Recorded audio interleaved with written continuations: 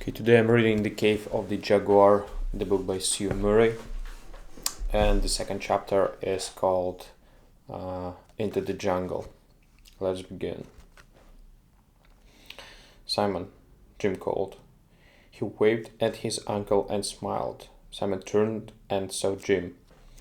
The other man got into a big black car and drove off fast. Simon waved and then walked across the street and hugged his nephew. "You're here. Welcome. Sorry. I couldn't meet you at the airport, Jimmy. I had something important to do here." "Call me Jim, please, Uncle Simon." "I'm too old to be called Jimmy." Simon smiled. "I can see that. Jim, it is. And call me Simon. It makes me feel old to have you calling me uncle. Well done for catching a chicken bus.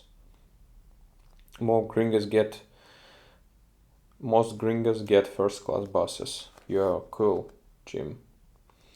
Jim knew that gringo meant a white person or a person who didn't speak much Spanish, and he liked being called cool by Simon. "Well, your message said to get the next bus. It was fun. Hey, Simon, who was that man you were talking to when I got here?" "Oh, him. He's an old pal. "Oh," said Jim. The two of you didn't did the two of you didn't look very friendly." "My pals and I don't fight in public." Simon laughed. "I trust that man with my life. But let's not stand here talking in the hot sun. You must want some dinner after a long day traveling." "Well, we'll stay here in Rio Dulce tonight at a friend's hotel. It's on the river." They caught a river taxi up and the river for a few minutes. Simon talked in Spanish to the driver or of the small boat. Jim couldn't understand much because he only knew a few words of Spanish. He took lots of photos. And then he cried, "Look, Simon, a monkey." It was sitting in a tree eating some fruit. Jim got a good photograph of it. When she saw the hotel, Jim said, "Wow." There were several small huts with wooden path going between them. Some of the huts were built over the river and some were in the jungle. They were wooden and the roofs were made from the leaves of palm trees. Simon showed Jim a small hut in the jungle. "This is where you're staying tonight, Jim. Have a shower, then come to the restaurant." Later, when Jim walked into the restaurant, he saw Simon using a small computer. Simon looked worried, but when he saw Jim, he closed his computer and smiled. "Do you like fish, Jim?" My friend Johnny cooks the best fish stew on the real Dulce." "Oh, good," said Jim. He didn't really like fish much, but he wasn't going to tell Simon that. "Can I please use your computer, Simon? I want to send an email to Ma and my girlfriend." Simon smiled and replied, "Yeah, of course, you can." Over dinner, Simon and Jim talked a lot. Simon wanted to know about Jim's friends, about Katie, and about Jim's ideas about studying and working. Jim talked happily about wanting to be a photographer. "I want to study photography. There is a good course at University of Victoria."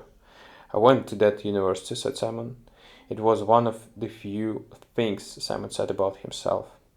Simon didn't talk much about his life in Guatemala or about his work. Jim wanted to ask more questions, but then Johnny brought him brought, brought them their dessert and stayed to talk to them. After dinner, Jim wrote a short email to his mother. Hey Ma, I'm here in Rio Deals with Simon. I'm safe and happy. You'd like it here. I know you would. The jungle is full of beautiful plants and flowers, and I saw a monkey. Don't worry about me, Simon says hello. Love, Jim. Kate's email could wait until the morning. It had been a very long day. Jim said good night to Simon and Johnny and then walked to his little hut in the jungle. As soon as they lay down, he fell asleep. The next day, they didn't take a river taxi back to the town. Simon led Jim through the jungle behind the hotel and to a clearing. Jim saw an old truck, a small bus, an old motorbike. We must go in that truck, Jim thought. But Simon walked over to the motorbike and took some keys out of his backpack. That yours? Jim said. Where are the helmets? And where do I put my bags? Simon smiled. Oh, nobody wears helmets here, Jim. Don't worry, I'm a good rider. We'll use this rope to tie your duffel bag onto the back of the bike.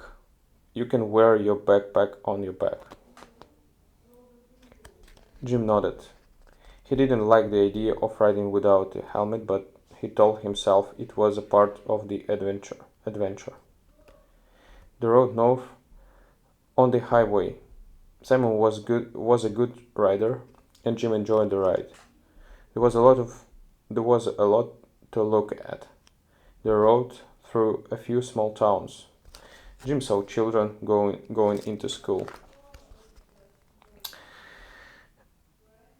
Old men in big huts drinking coffee and women in bright clothes sitting and sewing. He saw lots of banana plants and coconut trees. After an hour or so, they turned off the highway, a dirt road to the jungle. Hold on tight, Simon shouted over the noise of the motorbike. They rode slowly along the river valley, through several small villages, and past a large lake. After a long time, they stopped in a small village. Jim could only see about 20 huts around a clearing. Simon smiled and said, Welcome to Balm. You're home for the next 3 months. Balam, you're home for the next 3 months. Simon walked along a narrow path past several huts.